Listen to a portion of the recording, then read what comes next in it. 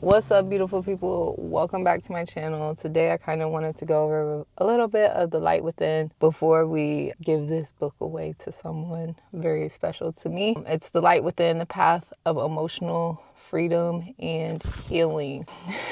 Big connections clicking, especially with this book, specifically toward where I wanted to talk about healing me. I'm healing myself, and time is irrelevant. It's just one of those conspiracy theories, I believe. So while healing myself, and maybe is why my mom was healing herself, because right before I had my daughter, she had made this commitment to herself to get in shape, to get to her ideal self that she felt before. And that had motivated me to get myself together subconsciously. And I believe subconsciously that helped motivate my grandmother to get herself together. And that's why we're in this little situation that we're in without going into too many details. I wanted to just kind of talk base about how emotional contagion works, and it is manifested in the body, and how that goes along with my little light shining. Putting that thought all together is that if you remove the domino from a line, like right there's like a little domino, pew, pew, pew. Removing myself from the line of this is genetic, like depression is genetic, these health problems are genetic, this is genetic, right? Removing myself from that genetic, changing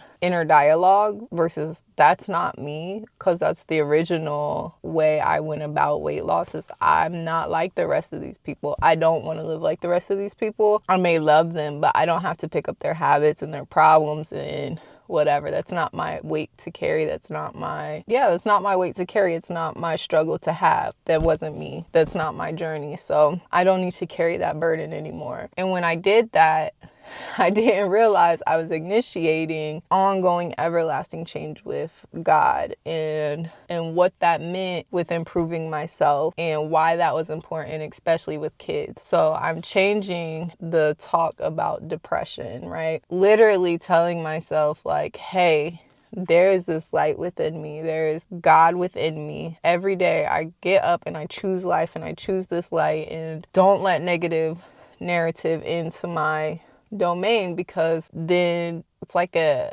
flu or an infestation of something that I don't want. Like, I don't want this here. You're not here because you're not in a positive mind state. Welcoming any positivity, right? So then we can grow and magnify that. So now you have positivity, you have positivity, you have positivity. But we're not doing this negative self-talk thing. And I think where I break the barrier here, right, where I change and start the domino effect that my mom has started before I even realized it, is now changing the self-talk fact and changing how we talk to the kids, because everything we say is like a curse, or you know what I mean, or a prayer.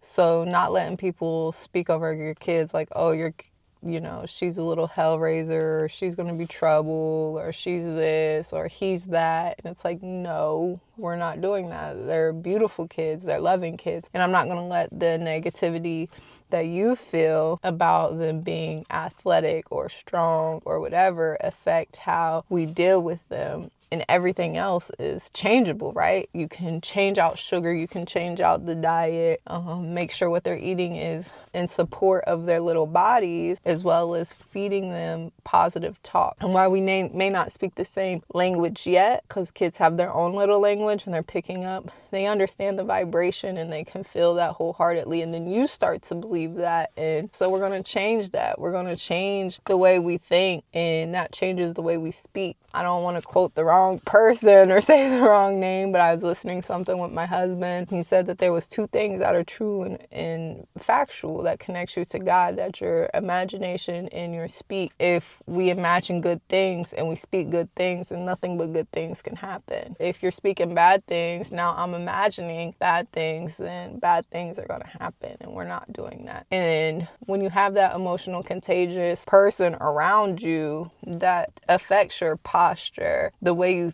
talk, the way you walk, the way you move. If you really have like sympathy pains with pregnancy, things like that, like it's similar. If we're on the same vibration or in the same vicinity, then it's easy for us to transmute these things. I have so many ideas and things that I wanted to talk to you guys about that I have just had these epiphanies over the last couple of days. It's not celebrating, but with the celebration of life and all of that. And I don't know, just trying to gather a little bit of understanding so I can, one, spread my gospel of God and, you know, how I have inherent and received God. And two, just open up and make that dialogue more ready available to people so that there's more positivity around, so that I am not being contagious in a negative way. At the end of the day, you know what I mean? Like, you have a light within inside of you that I'm sure you can reach, especially if you clear out all the bad stuff. And if you need help, please check out my book. And with that being said, I love you. God loves you. Bye.